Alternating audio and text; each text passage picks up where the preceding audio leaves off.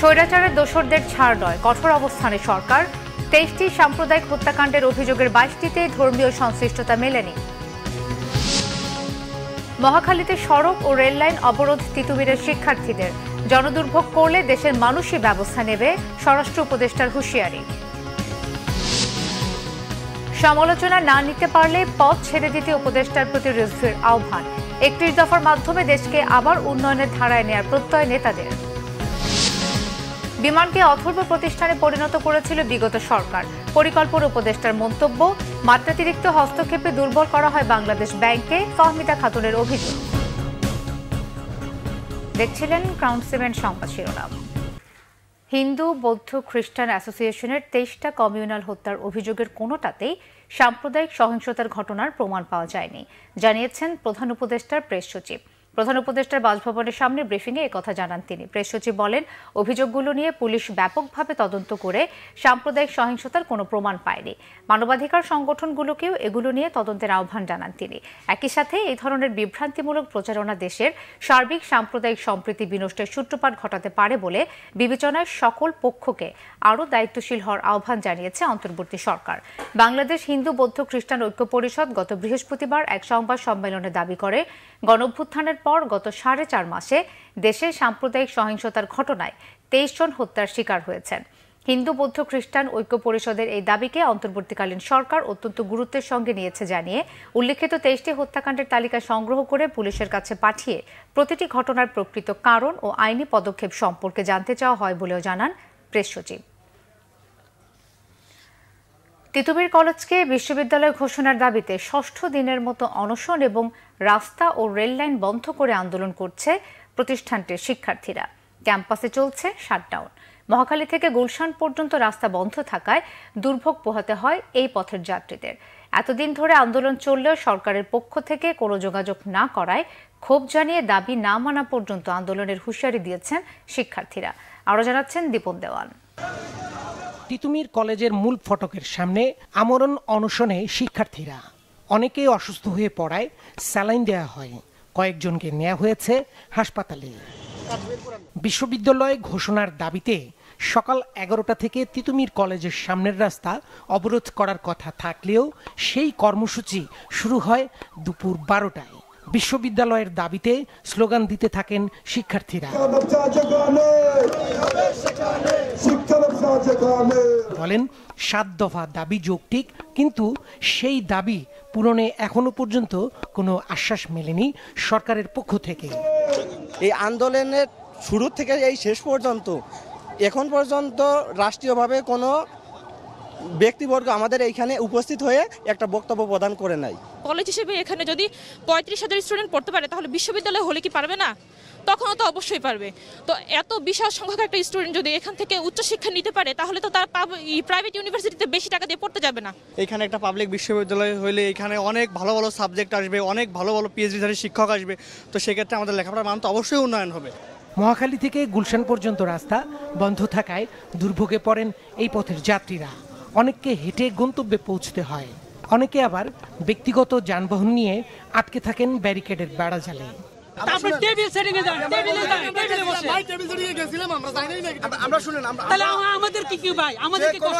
3 ঘন্টা ঘুরে এদিক দিয়ে যাইতে পারলাম না, এদিক দিয়ে যে জাম, সারাটা দিন কাম করা লাগে, ঠিক আছে। দেখার মধ্যে আমরা রাস্তা আটকে বয়ে থাকতে পারি না। টিভি কেটে যাচ্ছে, রাস্তা বন্ধ দেখি। আমি তবে এখন নাখালপাড়া হাটে যাওয়া লাগবে আমার। বিকেল 4টার দিকে আন্দোলনরত শিক্ষার্থীরা মহাখালী রেলপথ অবরোধ করে। এ সময় বিভিন্ন জেলার সাথে ঢাকার যোগাযোগ বন্ধ হয়ে যায়। ওনারা আমাদের দাবিটা মেনে নিক, আমরা রেলপথ ছেড়ে দিব। আমাদের ভাইয়েরা মারা যাচ্ছে, এটা আনন্দ করার মতো প্রশ্ন না যে আর কি করতে চাই। এখন আমরা চাই যে রাষ্ট্রপক্ষ থেকে আমাদের সঙ্গে কথা আসুক। তিতুমিরকে বিশেষভাবে দেখার কিছু নাই, ওনার মতে যদি বিশেষভাবে দেখতে হয় তাহলে বাংলাদেশের প্রাচীনতম শিক্ষা প্রতিষ্ঠান রাজশাহীকে দেখা উচিত, কারণ রাজশাহীর বিল্ডিং গুলো অতি প্রাচীন এবং কার্জন হলের মতো লাল লাল দেখতে। যেখানে একটা কলেজ শাখা আছে ওইটাকে তারা ভার্সিটি করতে পারবে না। আমাদের তিতুমিরে কোন রকম কলেজ শাখা নাই, ডিগ্রি শাখা নাই, এটারে ভার্সিটি করতে তার সমস্যাটা কি? দীপন দেওয়ান, বাংলা ভিশন, ঢাকা। দর্শক, এই মুহূর্তে মহাখালী আছেন আমাদের বিশেষ প্রতিনিধি জিয়া খান। সরাসরি যাচ্ছি তার কাছে। জিয়া, তিতুমির কলেজের শিক্ষার্থীরা কি বলছে আর রেললাইন অবরোধের সবশেষ কি খবর আছে আপনার কাছে? মিথিলা, আপনি যেমনটি বলছিলেন, আমি কিন্তু এখন দাঁড়িয়ে আছি মহাখালী রেল ক্রসিং এর উপরে এবং ঠিক আমার পিছনে যেখানে তিতুমির কলেজের শিক্ষার্থীরা তারা আজকে 3টার পর থেকে এসে অবস্থান নিয়েছেন, অর্থাৎ রেলপথ যে অবরোধ সেটা তারা আজকে করেছেন। এবং আপনার মাধ্যমে দর্শকদের আমি জানাতে চাই যে আজকে 3:40-এর দিকে তিতুমির কলেজের শিক্ষার্থীরা তাদের যে দাবি, সেই দাবি বাস্তবায়নের প্রেক্ষিতে তারা এই মহাখালী রেল ক্রসিং এর উপর চলে আসে, এসে অবরোধ করে এবং একটা লাল পতাকা নিয়ে তারা সামনের দিকে অগ্রসর হয়, যেখানে ঢাকা রেলওয়ে স্টেশন থেকে নোয়াখালীর উদ্দেশ্যে উপকূল এক্সপ্রেসে যে ট্রেনটি আসছিল সেটি কিন্তু চালক সেই লাল পতাকা দেখে আস্তে আস্তে বন্ধ করে দেন এবং তারপর থেকে কিন্তু এখন পর্যন্ত রেল যোগাযোগ সেটা বন্ধ রয়েছে। অর্থাৎ ঢাকা রেলওয়ে স্টেশন থেকে কোনো ট্রেন এখন পর্যন্ত ছেড়ে যায়নি তাদের, অর্থাৎ তিতুমির কলেজের শিক্ষার্থীদের সেই অবস্থান ধর্মঘটের কারণে। এখন পর্যন্ত তারা অবরোধ অব্যাহত রেখেছেন, তারা রেললাইনের উপর অবস্থান করছেন। তবে আমরা তাদের সঙ্গে কথা বলেছি, তারা কিন্তু জানিয়েছেন যে যতক্ষণ পর্যন্ত তাদের দাবির বাস্তবায়ন না হবে তারা তাদের যে অবস্থান অর্থাৎ যে অবরোধ কর্মসূচি সেটা তারা অব্যাহত রাখবেন। এবং আপনি নিশ্চয়ই মিথিলা, আপনার দর্শকরাও দেখতে পারবে যে আমার চারপাশে কিন্তু যে স্টুডেন্টরা রয়েছে তারা যে বিভিন্ন তাদের যে দাবি, সেই দাবির প্রেক্ষিতে তারা স্লোগান দিচ্ছেন। অর্থাৎ তারা স্বতন্ত্র যে বিশ্ববিদ্যালয়, সেই বিশ্ববিদ্যালয় তারা চান এবং তাদের এই আন্দোলন ঘিরে নিরাপত্তার জন্য কিন্তু পুলিশ, ডিবি, বিজিবি এবং এপিবিএন এর সদস্যরা চারদিকে রয়েছেন এবং আমরা জল কামান সেটার উপস্থিত দেখেছি। কিছুক্ষণ আগে স্টুডেন্টরা আমাদেরকে জানিয়েছেন যে তাদের সেই অবরোধ কর্মসূচি তারা অব্যাহত রাখবেন। এখন পর্যন্ত তারা অবস্থান নিয়েছেন, তারা এখানে থাকবেন। তবে তারা কিছুক্ষণ পর হয়তো তাদের যে আন্দোলন, যে কর্মসূচি সেটা নিয়ে আমাদের সঙ্গে কথা বলবেন। মিথিলা।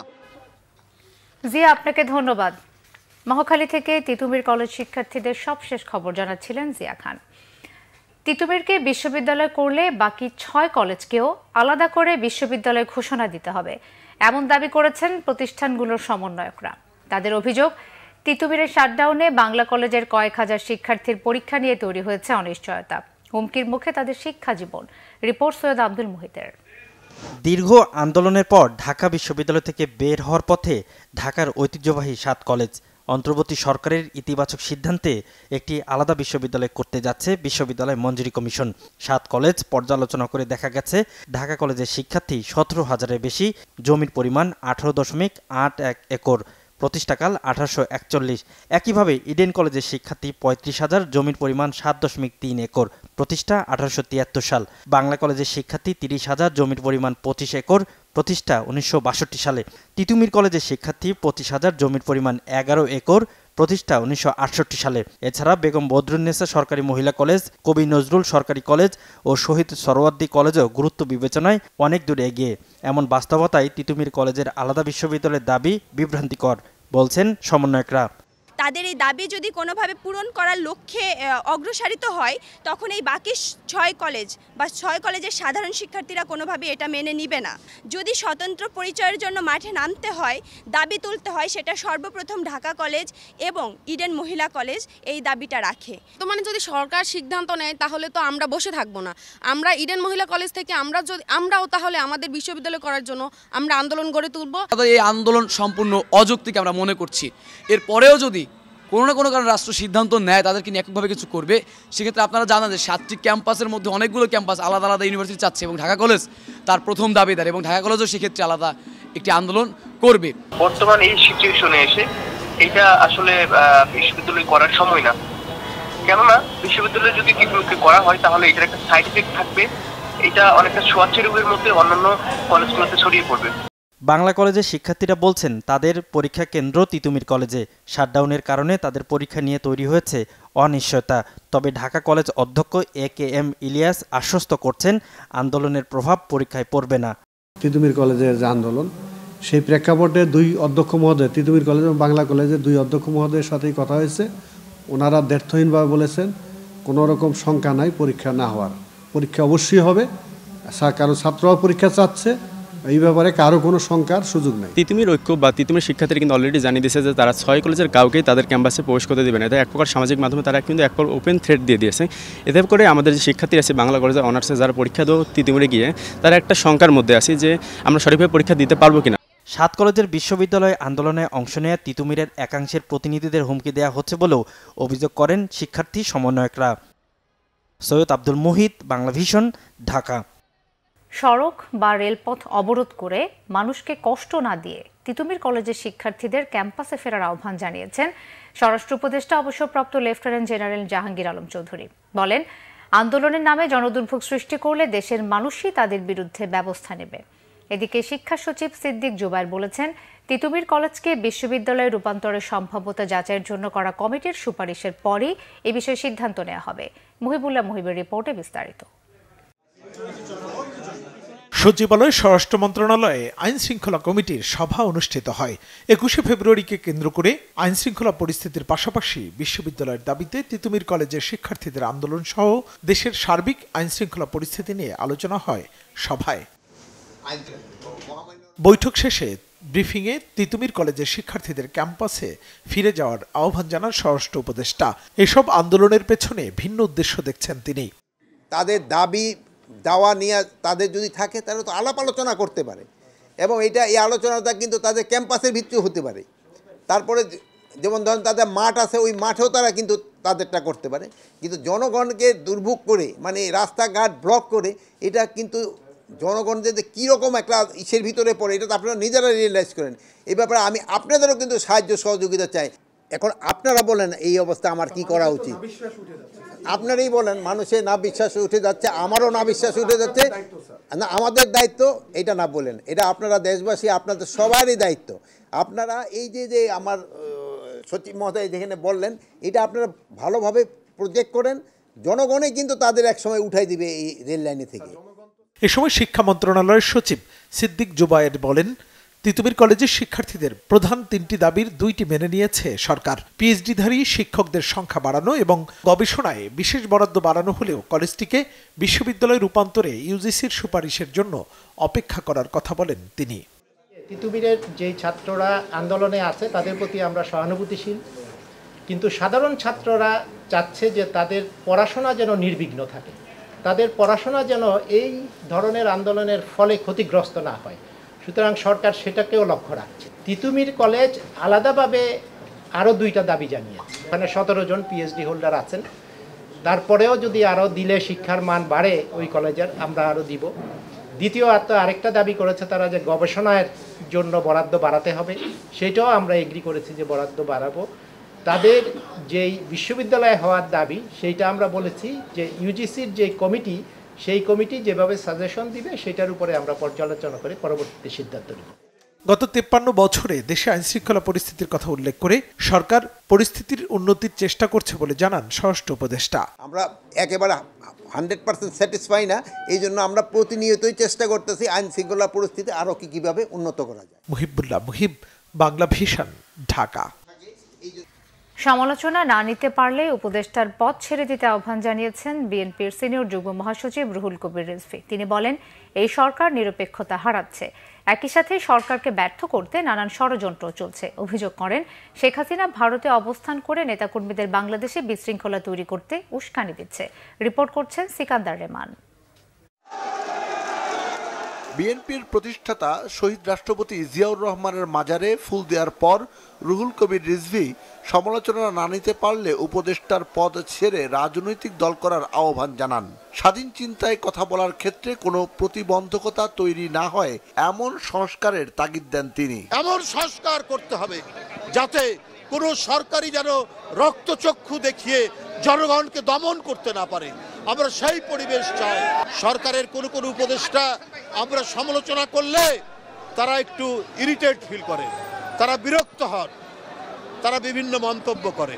তাহলে অন্তর্বর্তীকালীন সরকার কেন আপনারা উপদেষ্টার পদ থেকে ছেড়ে দিয়ে রাজনৈতিক দল করেন?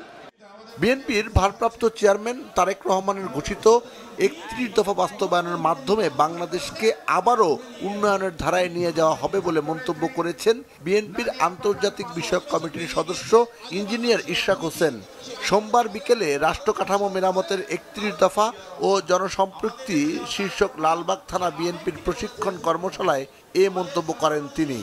ইনশাআল্লাহ আমার বিশ্বাস, আমাদের নেতা দেশনায়ক জনাব তারেক রহমানের নেতৃত্বে আগামী নির্বাচনে আমরা বিপুল ভোটে জয়লাভ করে বাংলাদেশ জাতীয়তাবাদী দল ইনশাআল্লাহ সরকার রাষ্ট্র ক্ষমতা গ্রহণ করবে এবং 31 দফা বাস্তবায়ন করার মাধ্যমে আমরা বাংলাদেশকে আবারও তার একটি যে উন্নয়নের ধারায় নিয়ে যাব। এদিকে 31 দফা ও জনসম্পৃক্তি শীর্ষক তেজগাঁও থানা বিএনপির প্রশিক্ষণ কর্মশালায় ফ্যাসিস্ট সরকার আর যাতে কোনোভাবেই ক্ষমতায় আসতে না পারে সে বিষয়ে সবাইকে সতর্ক থাকার কথা বলেন বিএনপি নেতারা। আপনাদেরকে আরো অনেক বেশি সতর্ক হতে হবে। ওই নব্য বিএনপি ওই আওয়ামী লীগের সাথে কিন্তু কোনো রকম সম্পর্ক রাখা যাবে না। যদি রাখেন, আপনার যে গত 17 বছরের যে অর্জন, যে কষ্ট করেছেন, যে স্যাক্রিফাইস করেছেন, যে ত্যাগ করেছেন, সব কিছু কিন্তু এক নিমিষেই ধূলিসাৎ হয়ে যাবে। জনগণের ঘরে ঘরে 31 দফার বার্তা পৌঁছে দেওয়ার কথাও বলেন বিএনপি নেতারা। আইনের আওতায় এনে আপনার। সিকান্দার রেমান, বাংলা ভিশন, ঢাকা। পরিকল্পনা উপদেষ্টা ডক্টর ওয়াহিদুদ্দিন মাহমুদ বলেছেন, অর্থনীতি আগে যেভাবে এগুচ্ছিল তাতে বেশি দূর যাওয়া সম্ভব হতো না। গ্যাস উত্তোলনের দিকে না গিয়ে এলএনজি আমদানিতে হাসিনা সরকারের ফোকাস ছিল। বাংলাদেশ বিমানকে অথর্ব প্রতিষ্ঠানে পরিণত করা হয়েছিল বলেও মন্তব্য করেন পরিকল্পনা উপদেষ্টা। এদিকে সিপিডির নির্বাহী পরিচালক বলেছেন, মাত্রাতিরিক্ত রাজনৈতিক হস্তক্ষেপের সাথে দিনে দিনে বাংলাদেশ ব্যাংককে দুর্বল করেছিল আওয়ামী লীগ সরকার। গোলাম ময়নুল হাসানের রিপোর্ট। অর্থনীতির সব শাখায় দুর্নীতি, অনিয়ম, অর্থ পাচারে দেশের ভঙ্গুর অর্থনীতিকে টেনে তুলতে গত 10 সেপ্টেম্বর অর্থনৈতিক কৌশল পুনর্নির্ধারণ সংক্রান্ত টাস্কফোর্স গঠন করে দেয় অন্তর্বর্তীকালীন সরকার। গত 30 জানুয়ারি প্রধান উপদেষ্টার কাছে প্রতিবেদন উপস্থাপন করে টাস্কফোর্স। সোমবার রাজধানীর এনএসসি সম্মেলন কেন্দ্রে টাস্কফোর্সের সুপারিশ সম্পর্কে জানাতে আয়োজন করা হয় সংবাদ সম্মেলনের। এই সময় পরিকল্পনা উপদেষ্টা বলেন, বিগত সরকারের আমলে দেশের অর্থনীতি সঠিক পথে ছিল না। জ্বালানি খাতে সীমাহীন দুর্নীতি ও অনিয়ম নিয়েও কথা বলেন পরিকল্পনা উপদেষ্টা। অর্থনীতি নানা কারণে যেভাবে সেভাবে আর বেশি দূর যাওয়া যাবে না। It will be unsustainable for many reasons. বিদেশে বাংলাদেশি আছে যারা শেভরনে কাজ করে, যারা এক্সনে কাজ করে, এক্সন মোবিলে কাজ করে, এসব কোম্পানিতে কাজ করে, এসব কোম্পানিতে কাজ করে বা কর্মরত বা জাস্ট এখন অপশন নিয়েছেন। এরা অনেকে বহুদিন ধরে, আমার নিজের বন্ধু বান্ধব, যে ওনারা আগ্রহ প্রকাশ করছিলেন যে আমরা দেশে এসে এই গ্যাসের তুলনায় সহায়তা করতে পারি। এবং আমি নিজের যারা আমার পরিচিত তাদের কাছে শুনেছি যে তারা যতবার সরকারের কাছে গেছেন তাদেরকে বলা হচ্ছে অনেক ব্যুরোক্রেটিক। পরিকল্পনা উপদেষ্টা কথা বলেন বাংলাদেশ বিমানের অবস্থাপনা নিয়েও। বাংলাদেশ বিমান যেটা একটা অথর্ব একটা প্রতিষ্ঠান, এটা সবসময় তো লসে চলে, তা তো করার কথা না। বাংলাদেশ তো অন্য এয়ারলাইন্স এসে এখান থেকে এত প্রফিটেবল হয়। এখানে আরেকটা আরও সুন্দর প্রপোজাল এসেছে যে বাংলাদেশ বিমানের যত অ্যাসেট আছে, জনবল, ফ্লাইট, প্লেন, এগুলোকে একদম অর্ধেক করে দিয়ে একটাকে একদম বিদেশিদের ম্যানেজমেন্টে দেওয়া।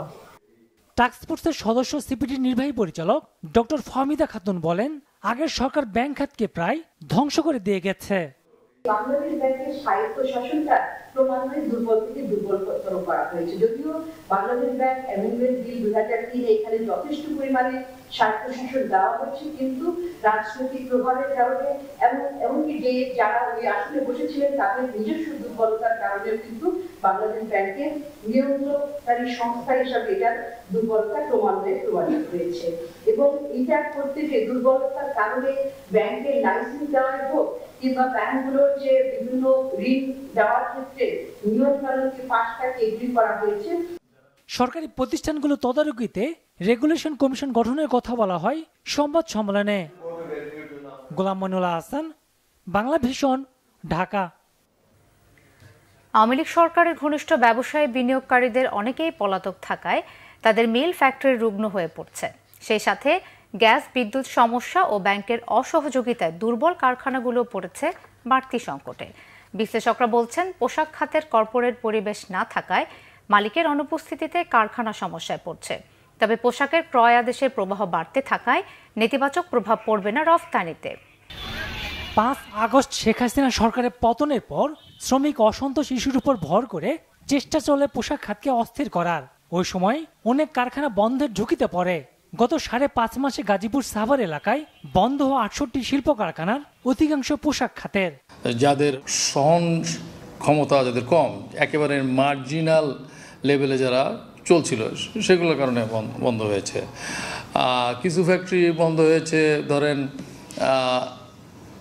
আনলফুল লেবার আনরেস্টের কারণে, ঠিক আছে। তারা মনে করছে যে না, এইভাবে ফ্যাক্টরি চালানো যাবে না। 10,000 বা 20,000 বা 50,000 শ্রমিক যদি কোনো ফ্যাক্টরি থেকে বন্ধ হওয়ার কারণে যদি বেকার মনে করার কোনো কারণ নাই, এদের অধিকাংশই অন্য ফ্যাক্টরিতে অ্যাবজর্ব হয়ে যায়। জুলাই থেকে ডিসেম্বর এই প্রান্তে এই অর্ধে প্রবৃদ্ধি যথেষ্ট ইতিবাচক ধারা আবার ফিরে এসছে। 2 অঙ্কের ঘরে এখন রপ্তানি প্রবৃদ্ধি রয়েছে এবং বলা হচ্ছে আগামী দিনের জন্য গার্মেন্টসের অর্ডারের ভালো সুযোগ রয়েছে।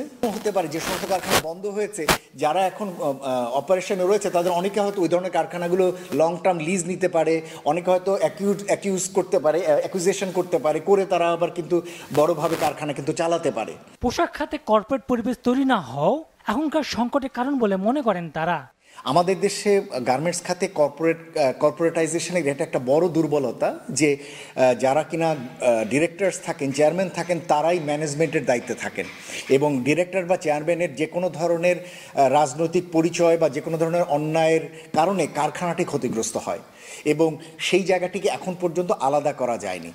এবং উচিত হলো কারখানাগুলোকে কর্পোরেটাইজেশনের অংশ হিসেবে ম্যানেজমেন্ট সবসময় যাতে স্বাধীন থাকে এবং ম্যানেজমেন্ট ব্যাংকগুলোর সাথে ডিল করা, ম্যানেজমেন্ট বায়ারদের সাথে ডিল করা, এই কাজগুলো তার মাধ্যমে হবে, যে জায়গায় বোর্ড আসলে সরাসরি ইনভলভ থাকবে না। এমন অনেক ফ্যাক্টরি আছে যারা রাজনীতির সাথে সংশ্লিষ্ট ছিলেন, তাদের ফ্যাক্টরিগুলো সুন্দরভাবে চলছে, কারণ তারা রাজনৈতিক প্রভাব বিস্তার করে কোনো সুযোগ সুবিধা নেন নাই। কর্মহীন শ্রমিকদের অনেকে রাস্তায় নামছেন কারখানা খুলে দেওয়া বকেয়া বেতনের দাবিতে। তাদের সামলাতে হিমশিম খেতে হচ্ছে আইন শৃঙ্খলা বাহিনীকে। গোলাম মইনুল হাসান, বাংলা ভিশন, ঢাকা। দর্শক, এই মুহূর্তে মিরপুর স্টেডিয়ামে আছেন আমাদের স্পোর্টস বিভাগের বিশেষ প্রতিনিধি মনির হোসেন খান। সরাসরি যুক্ত হচ্ছি তার সাথে। মনির, বিপিএল চলছে প্রথম কোয়ালিফায়ার, জিতলেই স্বপ্নের ফাইনাল। ফরচুন বরিশাল বা চিটাগাং কিংস এর ম্যাচে কার সম্ভাবনা বেশি দেখছেন?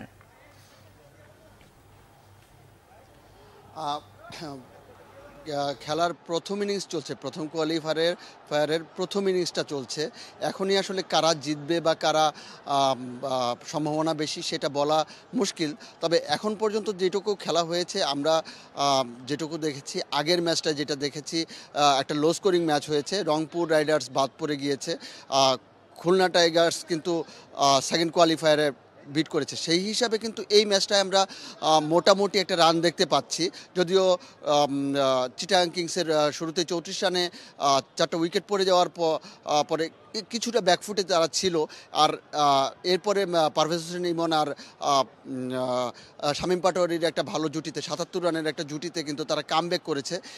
এই উইকেটে তারা এখন যেটুকু আছে 160 প্লাস রান হয়তো তারা করতে পারবে, যদিও সন্ধ্যার পরের খেলা, সেখানে ডিউ একটা ফ্যাক্টর করবে।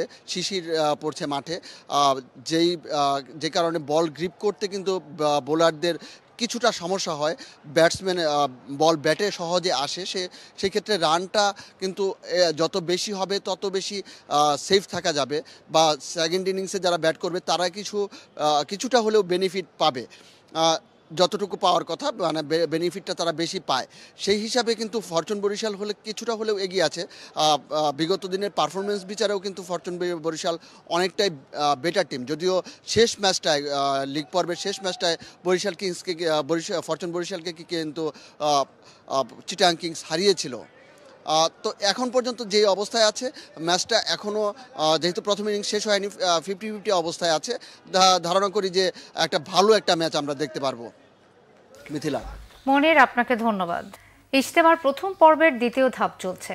তা শুরু হয় বাদশোহর পাকিস্তানের মাওলানা জিয়াউল হকের বয়ানের মধ্য দিয়ে।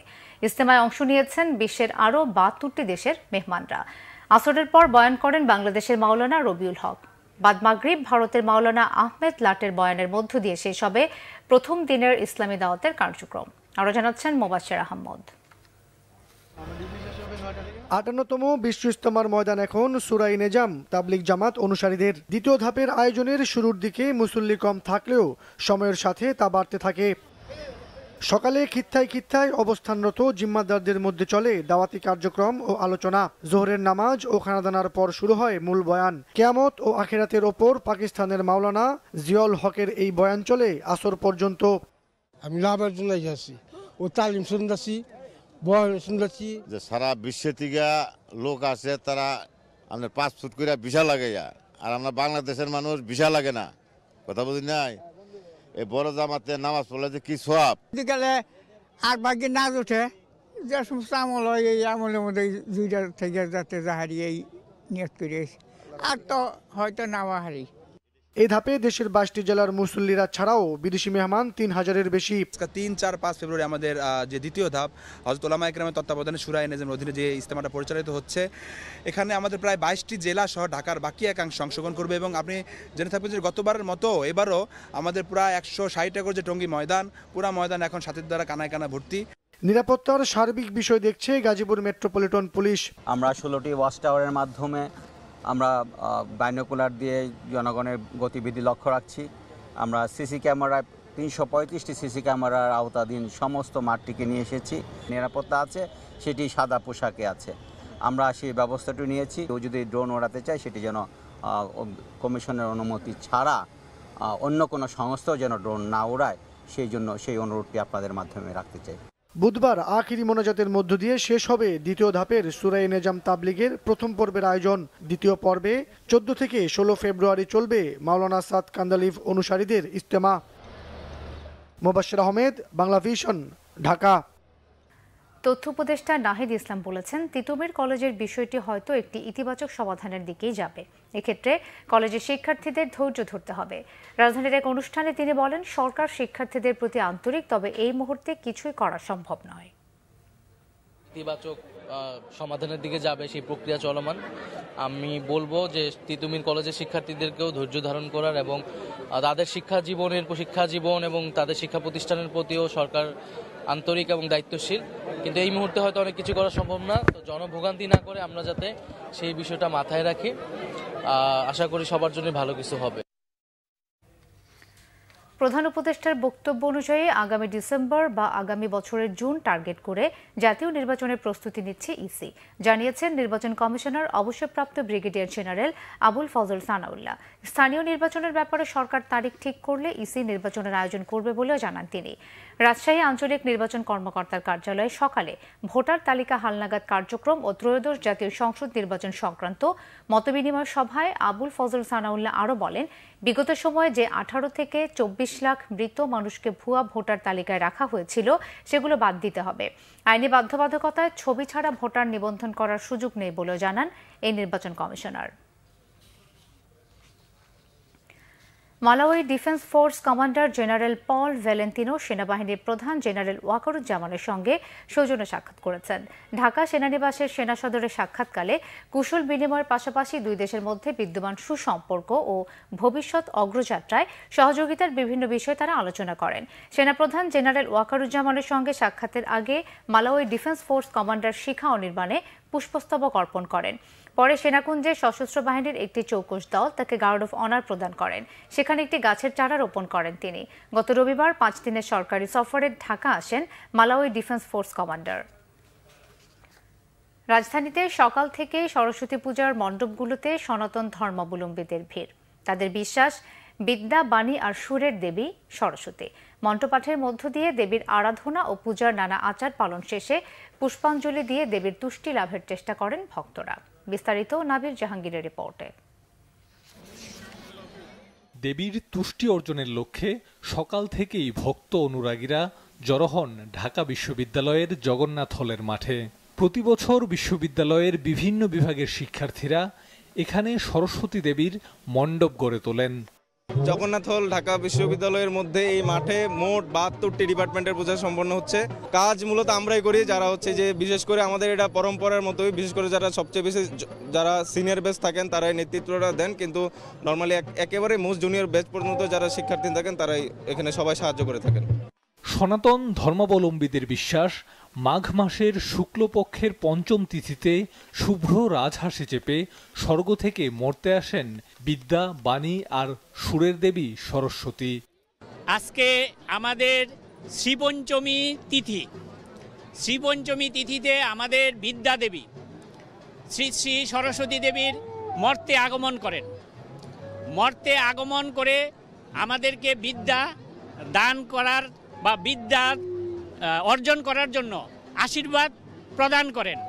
মন্ত্রপাঠের মধ্য দিয়ে দেবীর আরাধনা ও পূজার নানা আচার পালন শেষে পুষ্পাঞ্জলি দিয়ে ভক্তরা দেবীর তুষ্টি লাভের চেষ্টা করেন।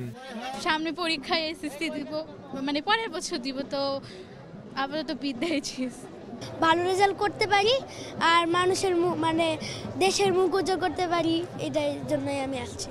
দেশের উত্তরোত্তর মঙ্গল কামনার জন্য প্রার্থনা করেছি। আমরা যারা কলা অনুষদের মধ্যে পড়ি, যে কোনো পারফর্মিং আর্ট বিষয়ে যে দক্ষতা মানুষ অর্জন করে বা কিছু, আমরা বিশ্বাস করি সেটি আসলে দেবীর আশীর্বাদের জন্যই মানুষ আসলে অর্জন করে। অজ্ঞানতার অন্ধকার আর মূর্খতার অহংকার দূর করে জ্ঞানের আলোয় পৃথিবীকে আলোকিত করবেন সরস্বতী। সুরের মূর্ছনায় দূর হবে সকল মলিনতা, এমনটাই প্রত্যাশা সনাতন ধর্মাবলম্বীদের। নাবিল জাহাঙ্গীর, বাংলা ভিশন, ঢাকা। সংবাদ শেষ করব ক্রাউন 7 শিরোনামগুলো আরো একবার জানিয়ে। স্বৈরাচারের দোসরদের ছাড় নয়, কঠোর অবস্থানে সরকার। 23টি সাম্প্রদায়িক হত্যাকাণ্ডের অভিযোগের 22টিতে ধর্মীয় সংশ্লিষ্টতা মেলেনি। মহাখালীতে সড়ক ও রেললাইন অবরোধ তিতুমিরের শিক্ষার্থীদের। জনদুর্ভোগ করলে দেশের মানুষের ব্যবস্থা নেবে, স্বরাষ্ট্র উপদেষ্টার হুঁশিয়ারি। সমালোচনা না নিতে পারলে পদ ছেড়ে দিতে উপদেষ্টার প্রতি রিজভির আহ্বান। 31 দফার মাধ্যমে দেশকে আবার উন্নয়নের ধারায় নেওয়ার প্রত্যয় নেতাদের। বিমানকে অথর্ব প্রতিষ্ঠানে পরিণত করেছিল বিগত সরকার, পরিকল্পনা উপদেষ্টার মন্তব্য। মাত্রাতিরিক্ত হস্তক্ষেপে দুর্বল করা হয় বাংলাদেশ ব্যাংকে, ফাহমিদা খাতুনের অভিযোগ। এই ছিল এখনকার মতো। পরের সংবাদটা 10:30। এর আগে 9টায় রয়েছে নিউজ 20, দেখার আমন্ত্রণ রইল। এছাড়াও বাংলা ভিশন সংবাদ ও সংবাদ সংশ্লিষ্ট অনুষ্ঠান দেখতে ভিজিট করুন www.bvnews24.com ও facebook.com/banglavisionnews এবং সাবস্ক্রাইব করুন youtube.com/banglavisionnews। ধন্যবাদ।